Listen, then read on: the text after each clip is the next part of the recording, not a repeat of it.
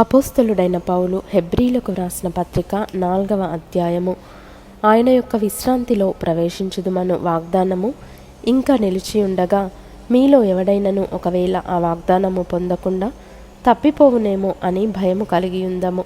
వారికి ప్రకటింపబడినట్లు మనకును సువార్త ప్రకటింపబడెను, గాని వారు వినిన వారితో విశ్వాసము గలవారై కలిసి ఉండలేదు గనుక విన్న వాక్యము వారికి నిష్ప్రయోజనమైనదాయెను.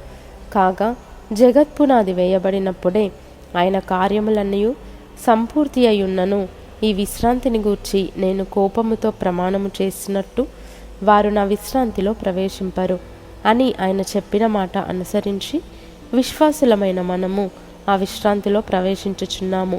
మరియు దేవుడు 7వ దినమందు తన కార్యములన్నిటినీ ముగించి విశ్రమించెను అని 7వ దినమును గూర్చి ఆయన ఒక చోట చెప్పియున్నాడు.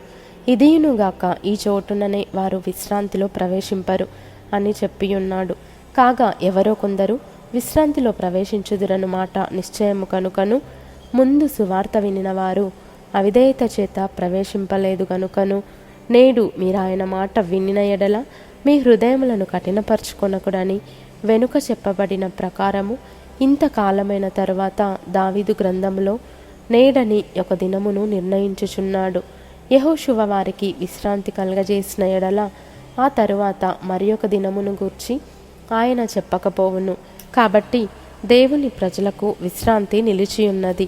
ఎందుకనగా దేవుడు తన కార్యములను ముగించి విశ్రమించిన ప్రకారము ఆయన యొక్క విశ్రాంతిలో ప్రవేశించిన వాడు కూడా తన కార్యములను ముగించి విశ్రమించును.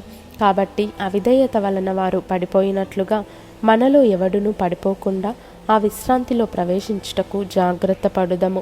ఎందుకనగా దేవుని వాక్యము సజీవమై బలము గలదై రెండంచులు గల ఎటువంటి ఖడ్గము కంటెను వాడిగా ఉండి ప్రాణాత్మలను కీళ్లను మూలుగను విభజించునంత మట్టుకు దూరుచు హృదయం యొక్క తలంపులను ఆలోచనలను శోధించుచున్నది. మరియు ఆయన దృష్టికి కనబడని సృష్టము ఏదియూ లేదు. మనమెవనికి లెక్క చెప్పవలసి ఉన్నదో ఆ దేవుని కన్నులకు సమస్తమును మరుగులేక తేటగా ఉన్నది.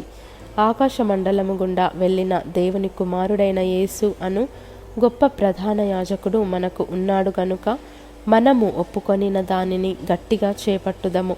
మన ప్రధాన యాజకుడు మన బలహీనతలయందు మనతో సహానుభవము లేనివాడు కాడు గాని సమస్త విషయములలోనూ మన వలనే శోధింపబడినను ఆయన పాపం లేనివాడుగా ఉండెను. గనుక మనము కనికరింపబడి సమయోచితమైన సహాయము కొరకు కృప పొందునట్లు ధైర్యముతో కృపాసనమునొద్దకు చేరుదము.